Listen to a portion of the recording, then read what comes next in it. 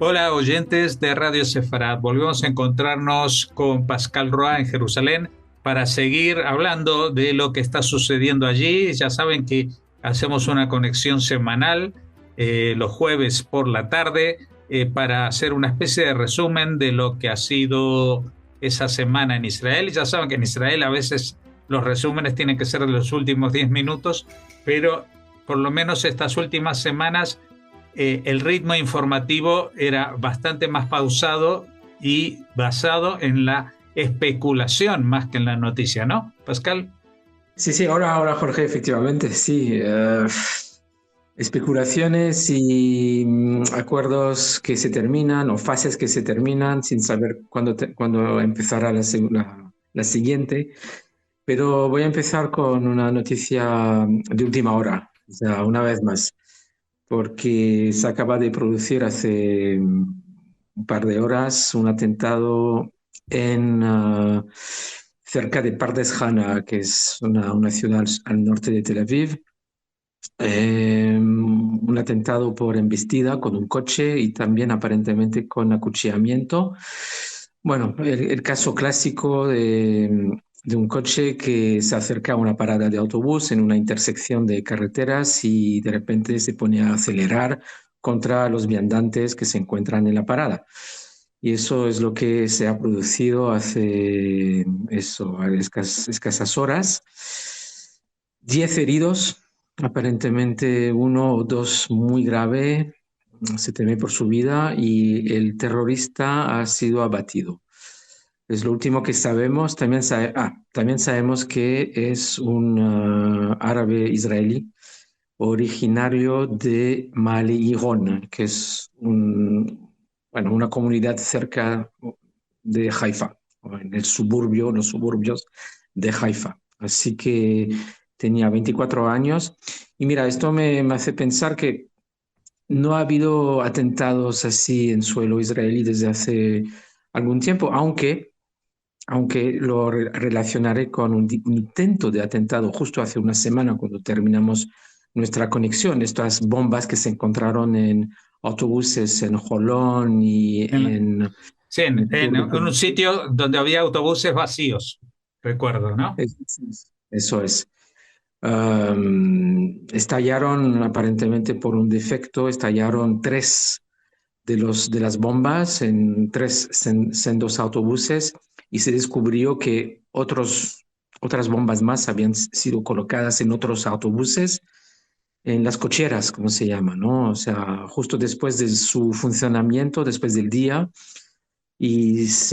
bueno, pues O sea que la intención era activar las bombas cuando ya estuvieran los autobuses funcionando y con pasajeros.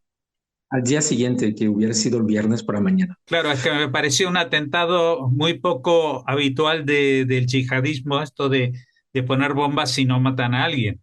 Digo, qué cosa más extraña, porque hasta ahora no se había dado eso en esta zona del mundo. En otros lugares sí, pero no en Medio Oriente. O sea que la intención sí que era matar. Lo que pasa es que le salió mal y seguramente también esto tiene que ver con que son más aficionados que grandes expertos en la materia, ¿no?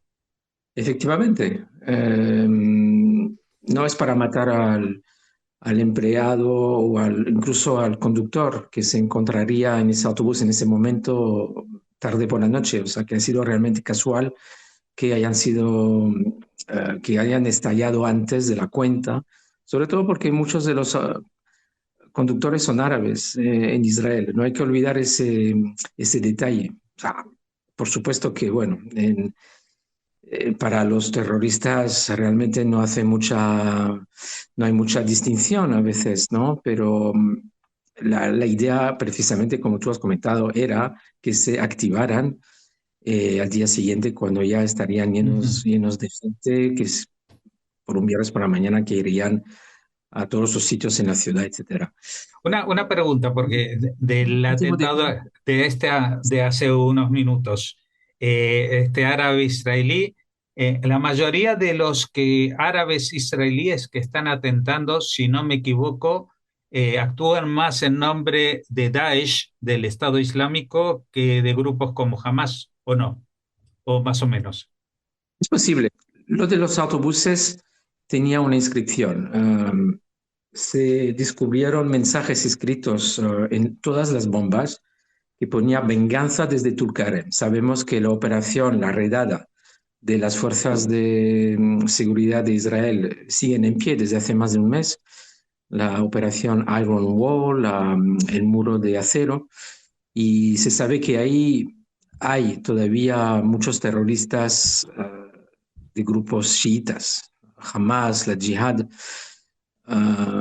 Entonces, esto está claro, el mensaje está claro. Lo que tú dices de atentados más aislados, del tipo de esta tarde, puede ser también por parte de aficionados, digo, por parte de miembros o simpatizantes de Daesh, pero también eso me hace pensar que nos acercamos a Ramadán. Ramadán es este fin de semana. Mm. Empieza la noche del sábado, del domingo, durará un mes y ya empieza a prepararse pues los desfiles, ¿no? De los fieles poco a poco que entrarán en Jerusalén. Puede que se relacione con o sea, que se relacione ese atentado a a un intento de reactivar las protestas y los atentados en Jerusalén y no solo. Ujú. Bueno, esto de Ramadán siempre es una situación complicada, pero en este caso, ¿crees que con el tema del alto el fuego igual pueda estar un poco más tranquilo el ambiente o no? Mira, yo creo que va a ser más tranquilo, sobre todo respecto del año pasado. Como cada año hay limitaciones físicas de espacio, las autoridades israelíes, la policía intenta poner coto, ah, no deja a todos pasar y como cada año hay varias instrucciones lanzadas a los rezantes, a los fieles musulmanes, relacionadas con edades, con origen. Por supuesto, por ejemplo, los presos palestinos que acaban de ser liberados durante el intercambio reciente, pues ellos no podrán pisar Jerusalén. Es uno de los detalles. Se prevé un límite de 10.000 al día, que tal vez los viernes se puede permitir más, pero bueno, todo está como muy encuadrado, muy limitado, muy controlado por Israel y por supuesto que esto no, o sea, causa a veces revuelo entre la población musulmana y por supuesto de Hamas, que como el año pasado llama a sus fieles, llama a sus seguidores a infringir las restricciones o o las reglas de Israel y decir que vamos a invadir Jerusalén, vamos a llegar a Al-Aqsa, a la mezquita de Al-Aqsa y para reivindicar nuestros derechos y defender a Hamas. Ya veremos, el año pasado nos acordamos que no causó mucho revuelo, a pesar de muchas instrucciones por parte de Hamas, muchas llamadas, y no creo que este año tampoco cause mucho revuelo, también porque la presencia policial es eh, está por todos los sitios, o sea, la policía está realmente controlando todo en Jerusalén y difícilmente desde Cisjordania pueden llegar muchos fieles al día, también porque hay checkpoints aquí y allá y realmente necesitas para entrar a Jerusalén una autorización especial que tienes que pedir de antemano y eso hace que el flujo al final sea limitado de forma automática. Ujú. Bueno, no sé si vas a seguir hablando de cosas de hoy, porque lo que realmente más impactante ha sido esta semana, ha sido ayer, el entierro de los niños y su madre, ¿no? El entierro de los vivas, eh, la procesión de las carros, de los coches fúnebres atravesando buena parte de Israel para que la gente pudiera saludarlos, porque el entierro tuvo lugar muy cerca del kibutz, donde vivían cerca de Niroz, ¿no? Sí, cerca de Niroz, efectivamente. Mira, es Llevamos una semana, ¿te acuerdas que hace justo una semana hablamos de esa noticia triste de la entrega de los cuerpos de la familia vivas, menos el marido? O sea, hablamos de Shiri, de Ariel, de Kfir. Todavía dudábamos, no sabíamos con exactitud si eran los cuerpos, sus cuerpos que se encontrarían en los restos. Con razón teníamos nuestras dudas porque te acuerdas que entregaron el cuerpo de otra mujer que no fuera Shiri, se descubrió y eso paró, eso hizo que parara la entrega de los 600 presos palestinos a cambio. No solo eso, también por protesta contra las ceremonias macabras, como la que sucedió con los propios cuerpos de los tres vivas. Bueno, desde entonces con las presiones y vemos que Hamas realmente no tiene ganas de volver a la guerra porque de enseguida, sin saber exactamente por qué, más que para infligir más crueldad, más dolor a las familias y a toda la población israelí, al final sí tenía el cuerpo y un día después entregó el cuerpo a la Cruz Roja, que luego lo entregó a Israel. O sea, hablamos del cuerpo de Shiri. Toda la semana ha habido muchos testimonios aquí en Israel de familiares, de políticos, de la sociedad en general sobre esta triste noticia. Realmente la entrega de los cuerpos de los vivas, las imágenes, los colores naranja, los rostros, de sus tres rostros, formar parte ahora de la sociedad israelí de, y de cada israelí. Ah, ha sido, ha sido vivido, o sea, se ha vivido en Israel una semana de mucha tristeza, de mucho recogimiento y de mucho dolor. No se hablaba de otra cosa. Y se culminó, como tú has dicho ayer, en el desfile desde el centro de Israel, si no me equivoco, desde Rishon LeZion. Ahí empezó la procesión, si podríamos llamarla así, o el desfile con los cuerpos que pasaron por muchos pueblos, muchas ciudades, con siempre mucha gente en el camino saludando a lo que sería o sea, el último viaje de esos tres cuerpos, hasta, como tú has dicho, hasta Niroz, hasta un cementerio cerca de Niroz. Este, o sea, ayer fue un día de luto, un día de luto, minutos de silencio, por ejemplo, en la Knesset, en los diferentes comités del Parlamento israelí, y también edificios con color naranja, naranja que simboliza el pelo del bebé y del niño de 4 años. Muchos edificios, ¿no? Como la Knesset, como la residencia del presidente, varios edificios de ayuntamientos. También en el extranjero se ha visto en Berlín, se ha visto en París, edificios tiñados de naranja, la Tour Eiffel, el Parlamento francés. O sea, realmente un momento especial, especialmente triste y particular. En lo que es la guerra, en los 510 días que llevamos, realmente esto también marca un día antes y un día después. Muchos dicen, por ejemplo, que con la entrega de los tres cuerpos de vivas terminó el ideal de paz, terminó la idea de una solución de dos estados. O sea, todo el mundo, todo Israel está detrás de los cuerpos de vivas y denuncia también la crueldad que significa esa muerte, porque la semana pasada todavía hablábamos de la reivindicación de Hamas diciendo que habían sido matados en un bombardeo israelí, por supuesto. Esto forma parte de su propaganda, pero que enseguida en el Instituto Forense, donde se investigó el origen de su muerto, se descubrió que no, que habían sido matados en noviembre de 2023, o sea, pocas semanas después del 7 de octubre, y con los propios manos, con las propias manos de los terroristas, que después sufrieron mutilaciones para que parezca que habían sido matados en un bombardeo. Pero bueno, te imaginas cuerpos así tan pequeños. La ciencia dice, los forenses dicen que no ha sido así y efectivamente toda la sociedad está muy conmocionada porque que no se puede llegar a un nivel de crueldad superior. Ujú. ¿Y ahora qué? O ¿Ahora sea, qué?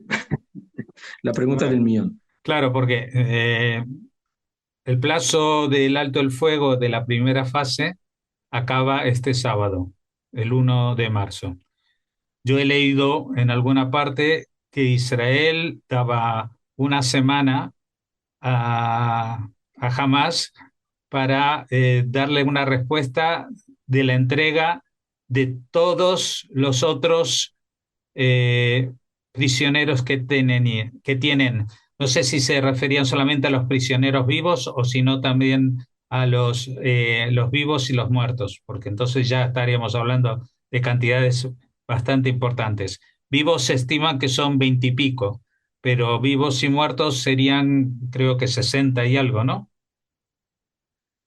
Sí, sí, Jorge, efectivamente.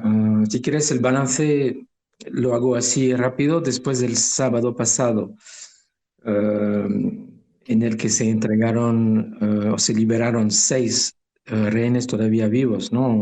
O sea, nos acordamos de, por ejemplo, los 2 que habían sido secuestrados ya en 2014 y 2015, también 4 otros desde el 7 de octubre. Después de este sábado y después de la entrega la noche pasada, sin ceremonia esta vez, sin ceremonia, de 4 cuerpos sin vida israelíes, pues el balance queda así. Quedan 59 rehenes, 33 fueron entregados, liberados en la fase 1, 25 vivos y 8 muertos. Quedan 59 y se calcula que más o menos 35 ya estarían sin vida. O sea, nos quedaríamos con unos 24 más o menos todavía con vida. El sábado, domingo finaliza el plazo de 42 días de la primera fase, como tú has mencionado. Se preveía, al inicio del todo se hablaba de 2 y 3 fases, o sea, fase 1, fase 2, fase 3. Durante la fase 1 se debía haber empezado a negociar para la fase 2, con al final del todo la retirada total, el repliegue total de Tzal, el fin de la guerra y la entrega de todos los rehenes vivos y muertos. Ya no estamos en esta tesitura. Las cosas han cambiado. Todo con el apoyo de Estados Unidos. Realmente Trump no para de repetir que Israel hace ahora lo que le da la gana, o sea, no en esos términos, pero que realmente Netanyahu tiene riendas libres para negociar lo que quiere. Simplemente él puso la presión que puso y con los resultados que al final vimos, o sea, entrega, liberación de rehenes. ¿Qué tenemos en la mesa ahora? La opción más creíble que está en la mesa es que Israel va a presionar para conseguir cada vez más liberación, o sea, liberación de rehenes, sobre todo los con vida, que quedan los 20 y 24 que hemos calculado, a cambio de simplemente una ampliación del acuerdo que tenemos ahora, como una ampliación de la fase 1. Creo que al final de la fase 1 ya debía haber empezado el repliegue de la ruta Filadelfia, esa zona fronteriza entre Egipto y Gaza. Israel ya no quiere hablar de eso y ya no está en el orden del día. Israel no se retirará de la ruta Filadelfia y esto hace que, bueno, nos quedamos ahí.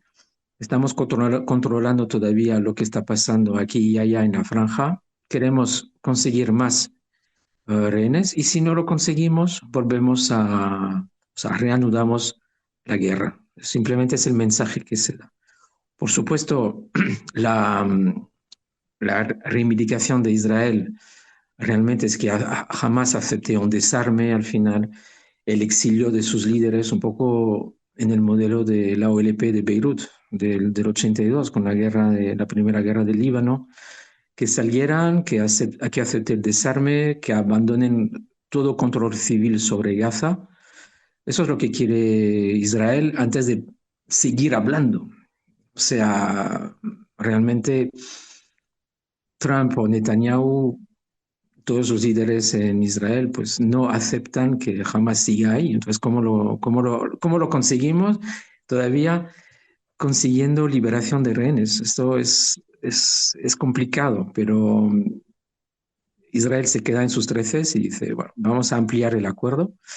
Y si ustedes no quieren liberar más rehenes, nosotros volvemos a la guerra. Es más o menos la opción más Ujú. creíble. Y Israel dejaría unos días, como una semana o 10 días, como de ultimátum, para que mueva ficha jamás y libere más rehenes, si no volvería a la senda de la guerra. Y dime una cosa, con respecto a la frontera norte y el alto el fuego con Hezbollah, ¿hay algún cambio? Porque de vez en cuando llegan noticias de que han eliminado a alguien que intentaba pasar armamento o incluso incursiones de Israel más allá del río Litani, declaraciones del primer ministro del Líbano diciendo de bueno, que el Líbano tiene que hacerse cargo de la situación y no dejarla en manos de grupos como Hezbollah, como grupos terroristas, etcétera, etcétera. Es decir, que hay algo que lentamente también se está moviendo en Líbano, ¿no? Sí, el Líbano, con Líbano hay un acuerdo provisional. Provisional, ¿qué significa? Significa que Israel poco a poco se ha replegado hacia sus fronteras, o sea, el ejército se ha replegado a cambio de dejar al ejército libanés tomar control de la zona sur del Litani, del río Litani. Sin embargo, esto no se ha hecho de un día para otro. Todavía hay bolsas, sí, bolsas de armas, bolsas de terroristas, simplemente. También rutas de contrabando posibles. O sea, Israel todavía está controlando todo esto. Por eso oímos de vez en cuando un bombardeo por aquí, un bombardeo por allá, incluso en el valle de la Bekaa, en Baalbek, todavía hay bombardeos de vez en cuando. ¿Por qué? Pues porque todavía existen las rutas de contrabando y Hezbollah no desea otra cosa que rearmarse, que reorganizarse, intentando, como siempre, conseguir las armas desde Irán, que pase por Siria, que pase por la frontera Isra- entre Líbano y Siria. Y Israel lo está controlando, de ahí los bombardeos de los que tenemos conocimiento. Ujú. También controla Israel ciertas zonas de Siria, o sea, también ha habido bombardeos, por ejemplo, no hace mucho en el sur de Damasco, también contra un sitio militar de Hezbollah. En el sur de Siria también ha habido bombardeos. O sea, donde Israel ve amenaza contra su territorio, Israel actúa. Ujú. Menos Eh, la lógica que impera en ese momento. pero Siria parece como que sí está mucho más eh, interesada en no tener un enfrentamiento con Israel, ¿no? Sí, sí, sí. Desde enero ha habido noticias a veces así de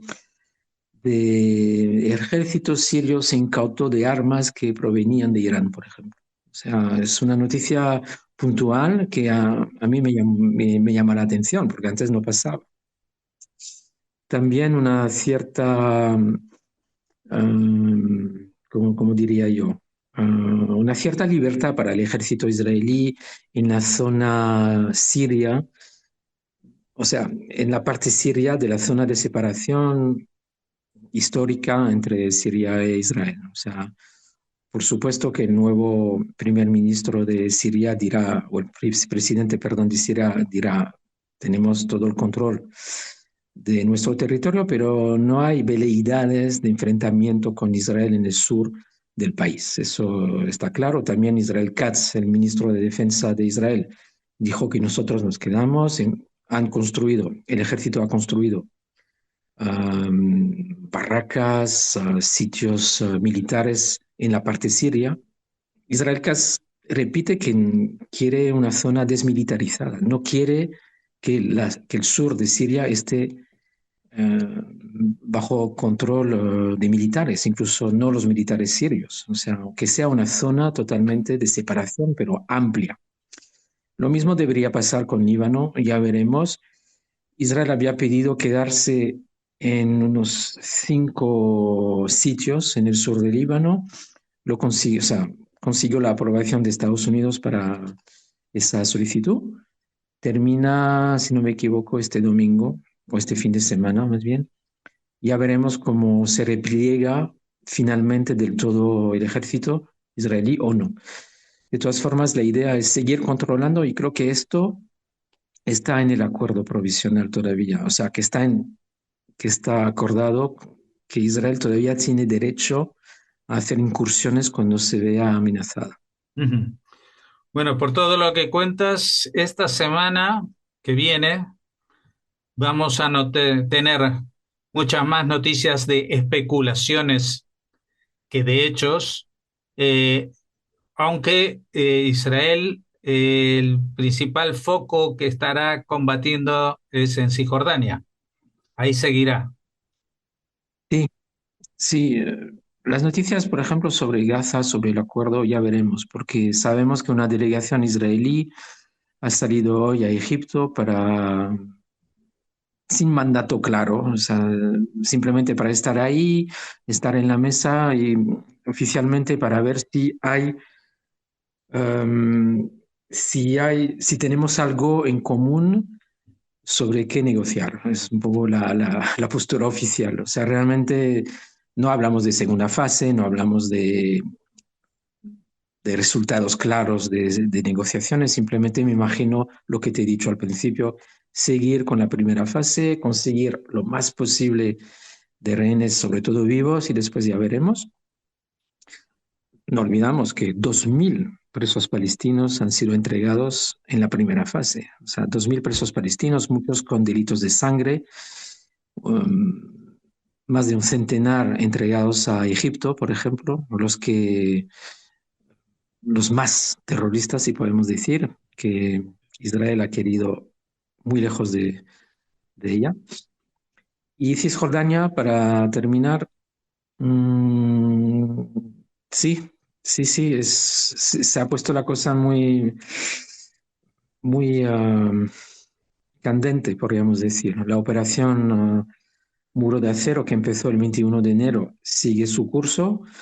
Hemos visto reforzamientos de Tzahal, 3 batallones nuevos. Hemos visto tanques en Jenin, en la zona de Jenin, 3 tanques, por ejemplo, que se han desplegado hace unos días. No veíamos tanques en carreteras o en calles de Cisjordania desde la segunda intifada. O sea, tiene un valor simbólico. Muchas protestas por parte de organizaciones de derechos humanos, por parte de las Naciones Unidas, porque las operaciones han forzado la evacuación de unos 40.000 palestinos evacuados de campos de Jenin, de Tulkarem, campos de refugiados, ¿no? Que ahora son barrios de estas ciudades, ¿no? De Jenin, Tulkarem, Nur Shams. Entonces, muchos miles de evacuados, también la intención de quedarse aquí meses, o sea, realmente ordena a Tzahal de quedarse meses, he leído un año incluso en esos campos de refugiados para seguir ejerciendo el control. Esto no es una casualidad, es decir, que todo el mundo sabía, empezando con la autoridad palestina, que son zonas sin control, zonas donde el terrorismo campaba a sus anchas, Hablamos de Hamas, Yihad Islámica y otros pequeños grupos. Y Israel simplemente vino aquí a poner un poco de orden y lo sigue haciendo. Bueno, este es el informe de esta semana a las 5 y pico de la tarde de España, el jueves. Ya saben que la situación siempre es muy volátil, puede cambiar, pero en principio estamos en unas últimas semanas en que se ha desacelerado el ritmo de los encuentros bélicos. Y bueno, vamos a ver si esto da paso a algún tipo de negociación, porque cuando uno dice se ha frenado, hay un alto el fuego, se supone que es para tener tiempo de hablar y negociar, pero esto no es lo que está sucediendo, ¿no? Sí, perdona, antes de terminar, ha habido una corrección en los informes de la policía y aparentemente la persona, o sea, el autor del acto de terror, el terrorista, no es un joven árabe israelí. Ha habido un error, se ha corregido y se trata de un palestino de Jenin de 53 años que residía en Israel porque estaba casado con una mujer de ciudadanía, o sea, una ciudadana israelí. Ya Es lo está. que... Entonces ahí ya no necesitamos meter a Daesh en la ecuación. Exacto. Evidentemente es gente motivada por el mismo Hamas de siempre o por alguien que lleva unas siglas parecidas, sea Yihad Islámica, los Leones, el Refugio de los Leones o toda la parafernalia de pequeños grupos que pueden haber sido creados. Bueno, desgraciadamente esto no nos va a consolar para nada. La violencia sigue en pie a pesar de los logros de Israel durante este más de año de operaciones militares en todos los frentes y vamos a ver qué es lo que da de sí esta semana. Hasta entonces, hasta el próximo jueves. Muchas gracias por habernos atendido y de forma adelantada le deseamos Shabbat Shalom. Y Shabbat Shalom, Jorge.